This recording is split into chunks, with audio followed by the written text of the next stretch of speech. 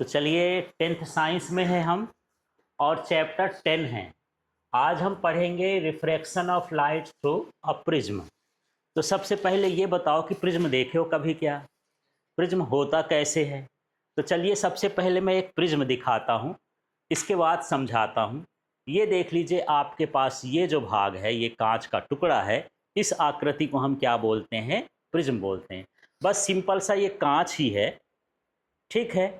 बस इसको ये डिजाइन बना दिए हैं तो ये क्या कहलाता है? प्रिज्म कहलाता है।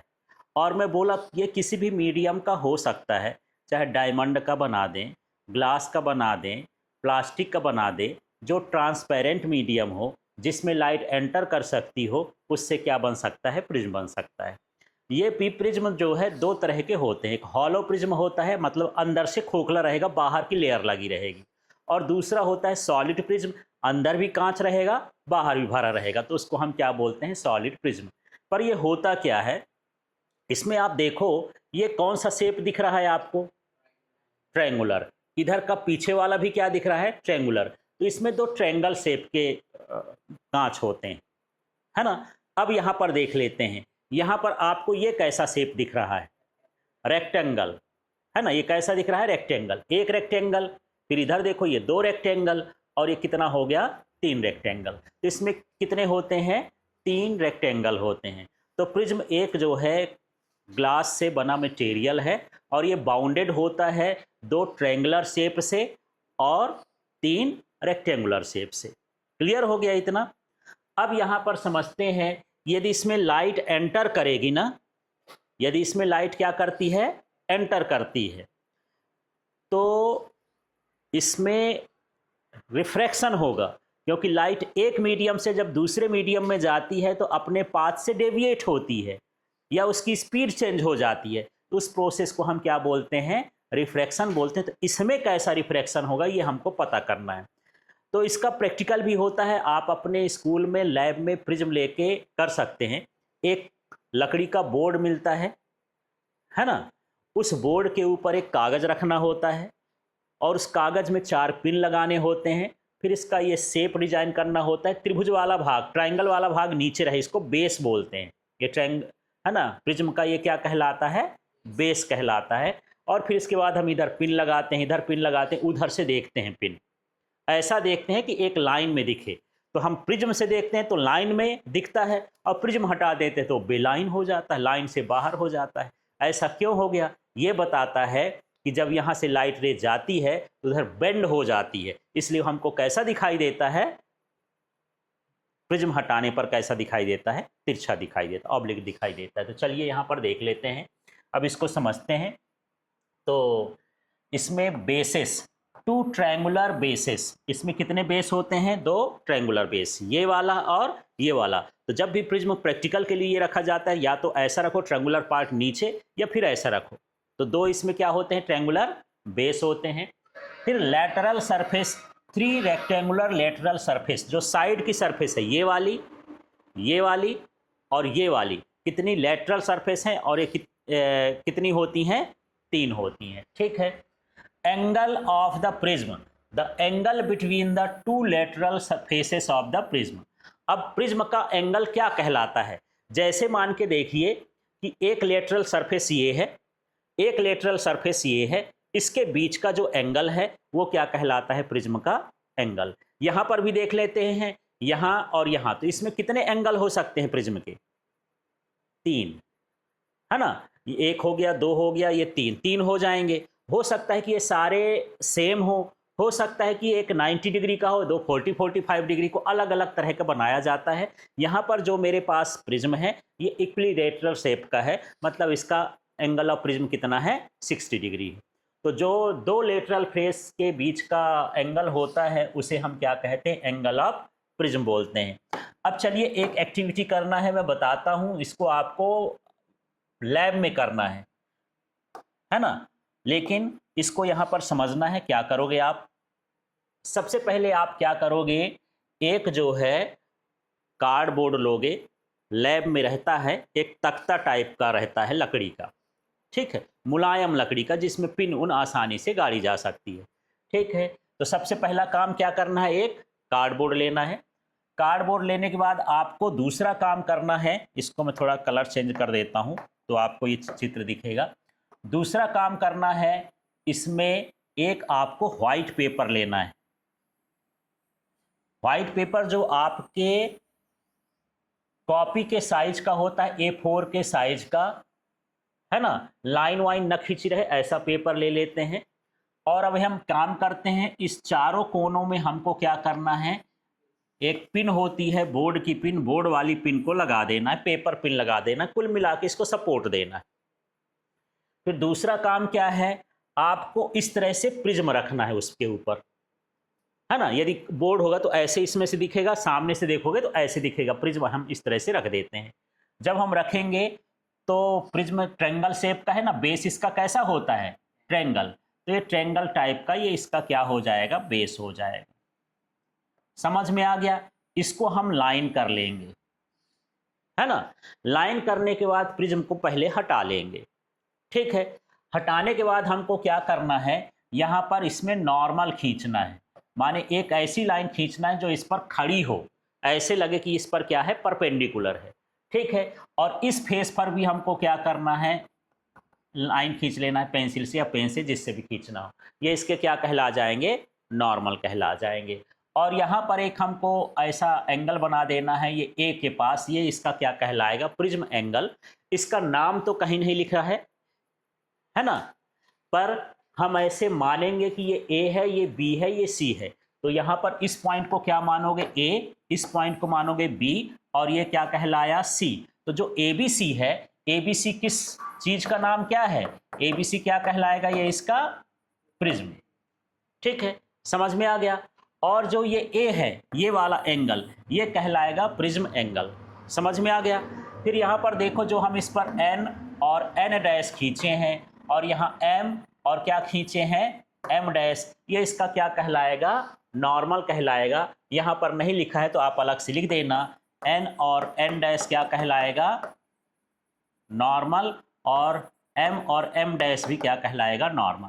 अच्छा, जरूरी नहीं है कि ये नॉर्मल का नाम आप यही लिखो, आप अपनी मर्जी से क्यू ओ, पी ओ, जो भी लिखना हो लिख सकते हो, ठीक। बट ए बी सी जो है ये फिक्स है, यही नाम लिखा जाता है प्रिज्म के लिए। ऊपर ए लिखना है वो भी फिक्स है, ठीक, इसको नहीं बदल सकते हो। अब दूसरी बात करते हैं, यहाँ पर ये सारा पूरा डायग्राम तो बन गया है। अब आपको फिर से दोबारा से इसी शेप के ऊपर क्या रखना है, प्रिज्म रखना है। समझ में आया। अब प्रिज्म रखने के बाद एक चीज और भी कर लेना है, यहाँ पर एक लाइन खींच लेना है कोई भी एंगल बनाते हुए। ये एंगल है ना, एंगल ऑफ रिफ्लेक्शन, मान लो 40 डिग्री का है, चांदे से नाप लेना, चांदे से नापने के बाद 40 डिग्री 30 डिग्री जितना भी है, एक लाइन खींच लेना। इस लाइन का नाम है, मैं मान लेता हूं कि क्या नाम है, पी और क्यू। अब यहाँ पर दो पिन गाड़ देना है। पेपर पिन होती है ना, इतनी छोटी सी खीले जैसे होती है, पर वो स्टील की बनी होती है, उसको यहाँ पर ऐसे खड़ा कर देना है और यहाँ पर खड़ा कर देना। समझ में आया। अब इधर से आप ये पिन को खड़ा कर दिए हैं, अब इधर से जा करके आप उस पिन को ऐसे सीधे देखेंगे प्रिज्म से। जैसे मान लो ये प्रिज्म रखा हुआ है और ये प्रिज्म के सामने ये पेन है, और एक पिन को और रख दिया हूं, और मैं इधर से ऐसे इसको झांक के देखूंगा कि वो दोनों पिन, और एक पिन मेरे हाथ में रहना चाहिए। एक पिन कहाँ रहना चाहिए, हाथ में। तो मैं यहाँ पर उस पिन को यदि सीधे दिखेंगे, आपको लाइन में तिरछा दिख रहे हैं, लेकिन प्रिज्म के भीतर से कैसे दिखेंगे, सीधे। तो जहां पर सीधे दिखे वहीं पर उस पिन को क्या कर देना है, इसे गाड़ देना है। बात समझ में आ गई। जैसे यहाँ पर मैं एक पिन को गाड़ दिया, मान लो ये पिन है ना, इसको पेपर में क्या कर दिया हूँ, गाड़ दिया हूँ। इधर से अब मैं झांक रहा हूँ, एक पिन और है, फिर यहाँ से इधर देखूंगा कि तीनों मुझे कैसे दिखना चाहिए, एक सीधे में दिखना चाहिए। जहां पर सीधे में दिखेंगे वहीं पर मैं एक उस पिन को क्या करूंगा, गाड़ दूंगा। फिर एक पिन और लूंगा, है ना। अब एक पिन को और लेकर के फिर अब देखेंगे कि चारों पिन एक सीधे में दिखे। कैसे दिखे, चारों पिन एक स्ट्रेट लाइन में दिखे। तो एक पिन यहां पर मैं और गाड़ दूंगा। इस तरह से जब आप प्रिज्म के भीतर से देखोगे तो सारे पिन जो हैं वो कैसे दिखाई देंगी, सीधी। और प्रिज्म हटाओगे तो कैसी दिखाई देंगी, तिरछी। अब इसको चेक कर लेना इधर से कि हाँ भैया चारों सीधा दिख रहा है, इधर से भी चेक कर लेना, हाँ भैया चारों सीधे उधर दिख रहा है। ठीक है, जब चेक हो जाए तो फिर उस प्रिज्म को फिर से हटा लो। प्रिज्म को अब क्या करना है, हटा लेना है। हटाने के बाद देखो ये जो पॉइंट बनाए हो, जहां पर पिन गाड़े हो वहां पर पॉइंट बना लेना, एक लाइन खींच देना और इस तरह से एरो बना देना। ये जाती हुई रेखा थी, ये निकलती हुई रेखा थी, और इसके बीच में ये जो हमारे पास पॉइंट मिला है, ये पॉइंट मिला है, इस पॉइंट को हम क्या करेंगे, इस तरह से मिला दें। ठीक है, इसका नाम लिख दिए हैं, यहाँ पर ई लिखा है, यहाँ पर एफ लिखा है, इस कोण का नाम ई लिखा है, इस कोण का नाम आर है, इस कोण का R1 कर देता हूँ, यहाँ R2 कर देता हूँ, ये RS हो गया। इस लाइन को डैश डैश करके इस तरह से बढ़ा दोगे, इस लाइन को भी डैश डैश करके ये बढ़ा दोगे। समझ में आया? तो इस तरह से चित्र का रिफ्लेक्शन, ये प्रिज्म से ये रिफ्लेक्शन का चित्र है, इस तरह से आपको बनाना है। क्लियर हो गया? ठीक है, तो चलिए थोड़ा सा मुझे ये बताइए, पहले आप क्या करेंगे, एक कार्डबोर्ड लेंगे, कार्डबोर्ड में फिर क्या करेंगे, A4 साइज का पेपर डालेंगे, पेपर के चारों कोनों में क्या लगाएंगे, पिन लगाएंगे, फिर बीच में क्या रखेंगे, एक प्रिज्म रखेंगे, प्रिज्म के चारों तरफ क्या खींचेंगे, लाइन खींच देंगे, आउटर लाइन खींचेंगे, फिर प्रिज्म को क्या करेंगे, हटा देंगे। हटाने के बाद इसके बीच में यहाँ और यहाँ दोनों तरफ क्या खींचोगे, नॉर्मल खींचने के बाद एक लाइन ये खींच देना किसी एंगल पर।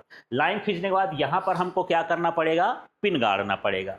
पिन गाड़ने के बाद हम फिर से प्रिज्म को क्या करेंगे, रखेंगे, फिर इस साइड भी हम देखेंगे इन पिनों को, वो दिखाई देंगी पिन, है ना, पिनों को देखेंगे और यदि एक सीध में जहां पर दिखेंगे वहां पर पिन को गाड़ देंगे। फिर अगली पिन उठाएंगे, फिर ये जब तीनों एक सीध में दिखेंगी तो एक पिन और गाड़ देंगे। जब ये गड़ जाएगा तो फिर हम प्रिज्म को फिर से हटा लेंगे। हटाने के बाद इस लाइन को डैश डैश करके इसी में सीध में रख के डैश डैश बढ़ाओगे, इसको भी डैश डैश बढ़ाओगे जब तक ये मिल ना जाए। इसके बाद यहाँ पर एक काम करते हैं, ये जो बीच की लाइन है इसको भी क्या करेंगे, मिला देंगे। बस ये एंगल, ये रिफ्लेक्शन हो गया प्रिज्म से, प्रिज्म के रिफ्लेक्शन को ये शो करता है। इसमें अब देख लेते हैं, जो आपका ये PE लाइन है ना, ये वाली, ये लाइन है PQE, ये क्या है, इंसिडेंट रे कहला गई। कौन सी रे कहला गई, इंसिडेंट रे। और ये जो EF है, EF वाली रे क्या कहला गई, रिफ्रैक्टेड रे कहला गई। ठीक है, और ये जो बाहर निकल रही है F से लेकर के ये S है, यहाँ पर R है, FRS या FS कह सकते हो, ये क्या कहला गई, इमरजेंट रे कहला गई। अब इसके बाद ये जो है ये एंगल कहला गया, prism angle, angle of prism या प्रिज्म एंगल बोल सकते हो। फिर यहाँ पर ये जो I लिखा है ये वाला, ये एंगल ऑफ क्या कहलाएगा, रिफ्रैक्शन। ये एंगल ऑफ क्या कहलाएगा, इंसिडेंस। आप जानते हैं नॉर्मल और इंसिडेंट के रे के बीच का इंसिडेंट वाला एंगल हो गया। फिर यहाँ पर ये जो R है, ये यहाँ पर R1 और R2 में लिख देता हूँ, R1 और R2, ये दोनों क्या कहलाएंगे, इधर का एंगल ऑफ रिफ्रैक्शन, ये भी एंगल ऑफ क्या कहलाया, रिफ्रैक्शन। ठीक है, इसके बाद यहाँ पर ये जो E कहलाया, जो बाहर जा रहा है, ये एंगल ऑफ इमरजेंट है ना, ये एंगल ऑफ क्या कहलाया, इमरजेंस है, इमरजेंट रे के साथ बनता है ये, तो इसको इमरजेंस रे, ये एंगल ऑफ इमरजेंस है क्या, तो angle between emergent ray and normal, वो क्या कहलाएगा, इमरजेंस एंगल कहलाएगा। ठीक है, इसके बाद देखो ये जो एंगल है इसको हम डेल्टा भी लिख देते हैं और डी भी लिख देते हैं, है ना, ये नया बना है ना, एस जैसे बना है, इसको एस बना के ऐसा जोड़ देते हैं जिसको डेल पढ़ते हैं। एंगल ऑफ डेविएशन को डेल से डिनोट करते हैं, डी से भी डिनोट करते हैं। ये किसके किसके बीच का एंगल, ये पूछा जाता है, what do you mean by the angle of deviation. ये कौन सी रे है, ये वाली लो, नाम लो, इंसिडेंट रे। ये कौन सी रे है, ये वाली इमरजेंट रे, है ना।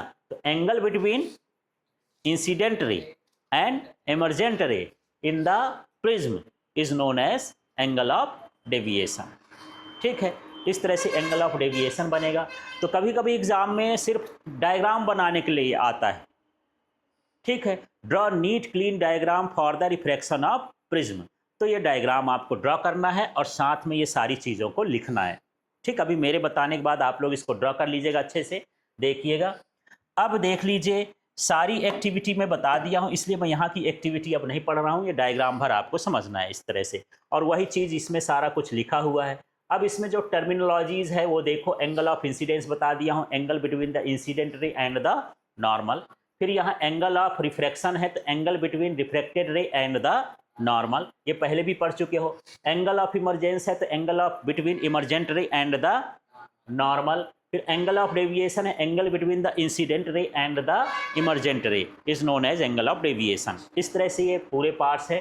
फिर यहाँ हम कंपेयर करते हैं, इसके पहले हम उससे भी पढ़े थे, किससे? ग्लास स्लैब से। ग्लास स्लैब से भी रिफ्रैक्शन पढ़े हैं, प्रिज्म से भी रिफ्रैक्शन पढ़े हैं। दोनों में क्या डिफरेंस है? ग्लास स्लैब का मैं थोड़ा सा यहाँ पर चित्र बना देता हूँ। कुछ इस तरह का चित्र था, इसमें ये ग्लास स्लैब था, यहाँ पर ये रेज आप डालते हो तो इसी को डैश डैश करके बढ़ाते थे, फिर यहाँ पर निकलता था, फिर यहाँ पर रिफ्रैक्शन था, ये था। इसमें इंसिडेंट रे और इमरजेंट रे क्या होती थी? पैरेलल। क्या इसमें इंसिडेंट रे और इमरजेंट रे पैरेलल हुई? नहीं हुई, एक दूसरे को काटी, तभी तो एंगल ऑफ डेविएशन बना, है ना। तो चलिए इसमें देखते हैं, इसमें फीचर देख लेते हैं। रेक्टेंगुलर ग्लास स्लैब है और ट्रायंगुलर ग्लास प्रिज्म है, दोनों में क्या डिफरेंसेस है, क्या पता चल रहा है? Emergent ray parallel to the incident ray. Rectangular में देख लो, ये जो इमरजेंट रे है ये वाली रे और ये जो इंसिडेंट रे है एक दूसरे के क्या होती हैं? पैरेलल। और ये क्या करती हैं? ये at angle to the incident ray, angle पर रहती हैं, माने इंटरसेक्ट करती हैं, ये भी लिख सकते हो, दे इंटरसेक्ट ईच अदर। ठीक है। इसके बाद डिस्प्लेसमेंट हम देखते हैं, इसमें लेटरल डिस्प्लेसमेंट होता है, इनकी distance perpendicular distance between the emergent ray and incident ray is known as lateral displacement. और इसमें क्या होता है? एंगुलर डेविएशन होता है, काटेंगे तो एंगल बनेगा, तो इसमें एंगुलर डेविएशन होता है और इसमें लेटरल डेविएशन होता है, कहना चाहिए। ठीक है। अब यहाँ सब पर समझ लीजिए, रिफ्रैक्टिंग सरफेसेस तो पैरेलल टू ईच अदर, जो इसके सरफेस होती है, जैसे ऊपर की सरफेस है और नीचे की सरफेस है, दोनों सरफेस इसमें क्या होती हैं? पैरेलल। और इसमें जो है इंक्लाइंड एट एंगल, आप देखो इसकी जो सरफेस है, एक सरफेस ये है, एक सरफेस ये है, दोनों एक एंगल पर है। उसमें जो सरफेस होती हैं बस इस तरह से होती हैं, पैरेलल होती हैं। ये देख लो, एक ग्लास स्लैब है, यदि ग्लास से बना होता तो दो इधर की सरफेस जहाँ से लाइट घुस रही है, जहाँ से निकल रही है, दोनों ये रिफ्रैक्टिंग सरफेस कहलाएं। दोनों रिफ्रैक्टिंग सरफेस कैसी रहेंगी? पैरेलल। इसमें जो रिफ्रैक्टिंग सरफेस है, इधर से लाइन घुस रही है, इधर से निकल रही है, तो दोनों सरफेस एक दूसरे से इंक्लाइंड है, एक एंगल पर झुकी हुई है। ठीक है। इस तरह से यहाँ पर ये होता है। समझ में आ गया? तो ये पूरा जो है प्रिज्म का है, और प्रिज्म से और ग्लास स्लैब से आपने कंपैरिजन इसका देख लिया है। ठीक है।